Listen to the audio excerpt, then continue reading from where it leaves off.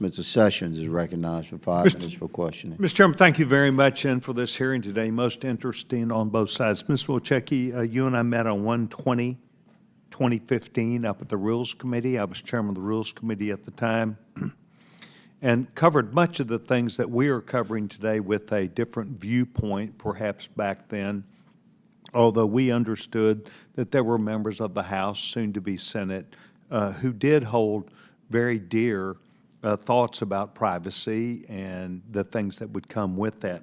I have 3 questions. The first one is, I assume for anyone who can answer it, who's going to decide who gets the company? Is it the bankruptcy judge? It is first a recommendation from the special committee of 23andMe to evaluate the 2 final bidders to ensure that there is a highest and best bid for the company. That recommendation will then be presented to the bankruptcy court for the bankruptcy court's evaluation. So recommendation, and theoretically it could be off highest bidder.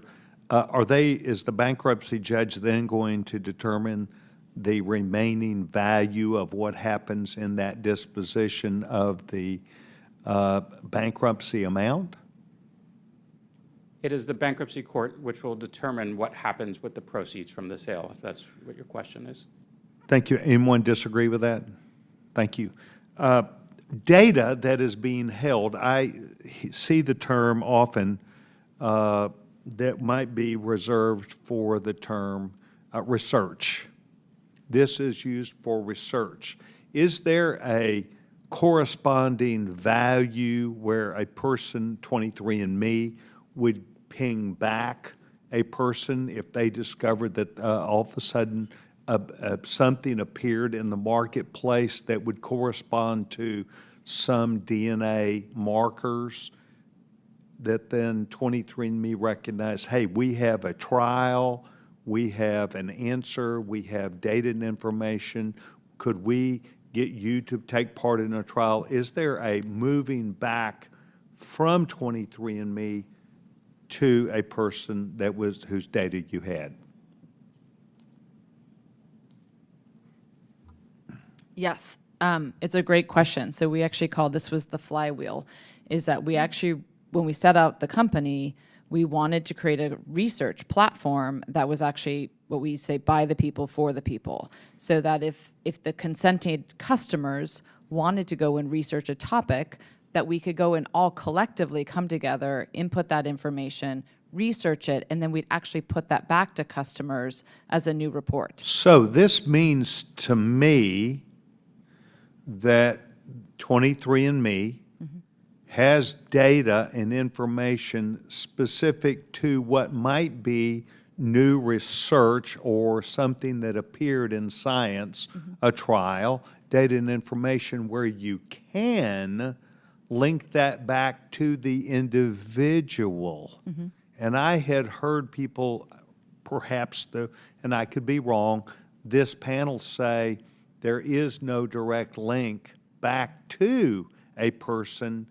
Is it based upon if a person opted into that, or do you have it even if someone didn't opt in or opt away that you could, as part of the service, tell them 10 years later, 12 years later, hey, we believe on predictive analysis of what we've learned, you have something on the surface or deep in your DNA.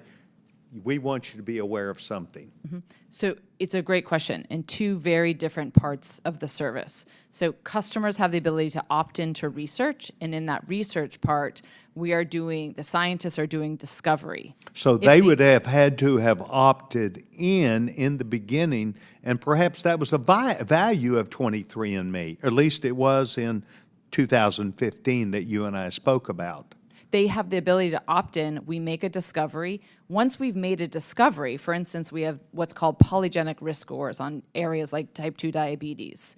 once we say we have validated, we have the ability to predict potentially who's at higher risk for type 2 diabetes, we turn that into a report. And one of the features of 23andMe as a customer who is buying into the subscription is we continuously update your account with new information as it's coming. So, So my point in saying this, and I'm sorry to cut you off, I've got about 1 second left. There is a direct link that with the sale of 23andMe, you would have corresponding data specific to an individual. Thank you very much. I appreciate you being here today. I hope that this stuff is on a website, FAQ, frequently asked questions or something. There's a lot of people that are here today talking about fear. I think fear is a very negative way to look at things. I think education is. So I hope you're able to make sure if you need to update it, that you're looking at that and appropriately answering questions perhaps that members had today. Mr. Chairman, I want to thank you for the 29 seconds extra. I yield back my time.